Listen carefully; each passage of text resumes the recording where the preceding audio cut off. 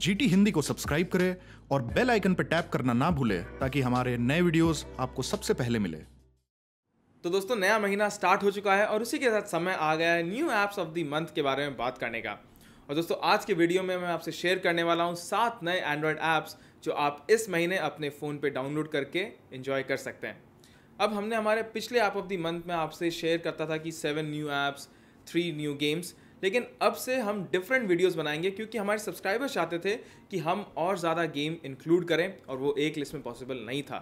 तो इस वीडियो में आप एंजॉय करिए 7 नए ऐप्स और सब्सक्राइब करना मत भूलिएगा बिकॉज अगला वीडियो इस चैनल पे जो होगा वो होगा 7 नए एंड्रॉयड गेम्स पे। तो दोस्तों, शुरू करते हैं टेक की बात, गाइडिंग टेक यानी जीटी हिंदी के साथ।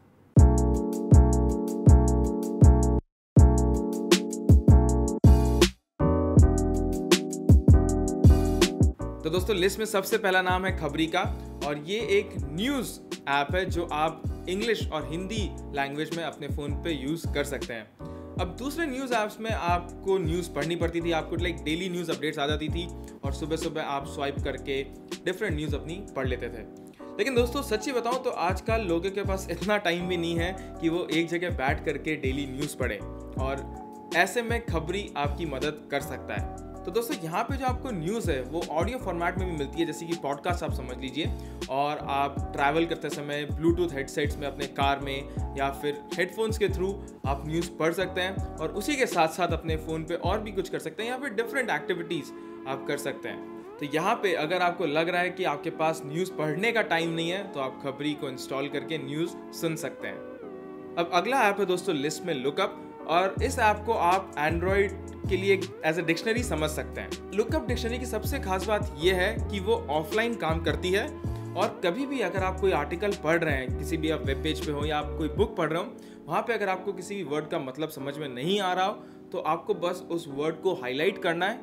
और फिर वहाँ पे जो डिफरेंट ऑप्शन मिलते हैं, कॉपी पेस्ट, वहाँ पे आपको एक नया ऑप्शन भी दिख जाएगा जिसका नाम होगा लुकअप, और आप उसमें टैप करने के बाद एक फ्लोटिंग विंडो में उस पर्टिकुलर वर्ड के जितने भी मीनिंग है उसके रिलेटेड सिनोनिम्स भी आप देख सकते हैं। अब सेटिंग्स में आपको ऑप्शन मिल जाएंगे कि अगर आप चाहेंगे कि कोई वर्ड कॉपी करते ही अगर लुकअप की जो डिक्शनरी वो आ जाए तो वो भी फीचर आपको वहाँ पे मिल जाएगा, और भी बहुत सारी सेटिंग्स आपको इसके कॉन्फ़िगरेशन पैनल पे मिलेगी। अब अगला ऐप है दोस्तों लिस्ट में privacy screen guard and filter, और ये उन लोगों के लिए बहुत ही अच्छा ऐप है जो लोग ऑफिस में जाते हैं, मेट्रो में जाते हैं और उन्हें लगता है कि उनके बगल वाला आदमी उनसे ज़्यादा दिलचस्पी दे रहा है उनके मैसेजेस में। तो privacy screen guard and control जो दोस्तों ऐप है वो आपके स्क्रीन पे एज ए ब्लैंकेट काम करता है और एक छोटा सा विंडो देता है जहाँ से आप अपने मैसेजेस को पढ़ सकते हैं, रिप्लाई कर सकते हैं, और उसके अलावा जितना भी स्क्रीन है आप उसकी ओपेसिटी चेंज कर सकते हैं ताकि बगल वाले आदमी को देखने में तकलीफ हो और आपके जो मैसेजेस हैं वो सिर्फ आप ही तक सीमित रहें। दोस्तों, इस ऐप में आपको ऑप्शन मिल जाएगा कि आपको जो विंडो है वो कौन से शेप का रखना है, कितना बड़ा रखना है, या फिर स्क्रीन के कौन से पार्ट में रखना है, और उसको ड्रैग एंड ड्रॉप करना बहुत ईजी है। उसके बाद आप यहाँ पे ओपेसिटी भी देख सकते हैं, क्योंकि बहुत सारे डिवाइसेस में क्या होता है कि अगर आप ओपेसिटी को थोड़ा कम रखेंगे तो बगल वाले इंसान को ऐसे भी कुछ नहीं दिखाई देने वाला, बिकॉज जो व्यूइंग एंगल होते हैं उस पर जो दोस्तों स्क्रीन की जो रीडेबिलिटी होती है उससे जो बगल वाले जो पर्सन है जो आपके मैसेजेस शायद पढ़ना चाह रहा है उसको वो नहीं दिखाई देंगे। अगला ऐप है दोस्तों लिस्ट में नाइट स्क्रीन, और ये ऐप उन लोगों के लिए बहुत ज़्यादा यूज़फुल है जो अंधेरा हो जाने के जैसे अपने रूम पे बिना लाइट के अपना फ़ोन यूज़ करते हैं। तो दोस्तों, जब आप बिना लाइट के या कम लाइट में अपना फ़ोन यूज़ करते हैं वहाँ पे हम लोग ऑरेंज लाइट फिल्टर्स तो यूज़ करते ही करते हैं, लेकिन ऐसे में आपको अपनी जो फ़ोन की जो ब्राइटनेस लेवल है उसको भी कंट्रोल में रखनी चाहिए और जितना मिनिमम हो सके आपको रखना चाहिए। ऐसे में कभी कभी क्या होता है कि जो फ़ोन की जो सबसे लोएस्ट ब्राइटनेस है, बिकॉज मैंने OnePlus 3 में भी पर्सनली देखा है कि लोएस्ट ब्राइटनेस भी दोस्तों बहुत ज़्यादा ब्राइट होती है अगर आपके रूम पे एक भी लाइट ना हो। ऐसे में आप नाइट स्क्रीन को यूज़ करके जो लोवेस्ट थ्रेशोल्ड है ब्राइटनेस का उसको और भी घटा सकते हैं और अपने स्क्रीन को और भी ज़्यादा डार्क बना सकते हैं और यहाँ तक कि कम्प्लीटली ब्लैक भी कर सकते हैं। तो दोस्तों, अगर आप लो लाइट में आर्टिकल्स पढ़ रहे हैं, स्टोरीज पढ़ रहे हैं, बुक्स पढ़ रहे हैं या फिर म्यूज़िक भी सुन रहे हैं तो आप इस ऐप को यूज़ करके अपनी आँखों को तो बचा ही सकते हैं और अपनी बैटरी लाइफ को और भी ज़्यादा एक्सटेंड कर सकते हैं। अब नेक्स्ट ऐप है लिस्ट में दोस्तों कर्सर कंट्रोल। अब आप जब भी एंड्रॉयड में टाइप करते हो और आपने देखा होगा कि आपने अगर बहुत ज़्यादा टाइप कर दिया है और आपको थोड़े वर्ड्स पहले अपना कर्सर ले जाना है तो टच स्क्रीन में और अपने एकदम छोटे से स्क्रीन में एडिटिंग करना बहुत ज़्यादा डिफिकल्ट हो जाता है और उस कर्सर को उस पर्टिकुलर वर्ड के ऊपर रखना या उसके आगे रखना डिफिकल्ट साबित होता है।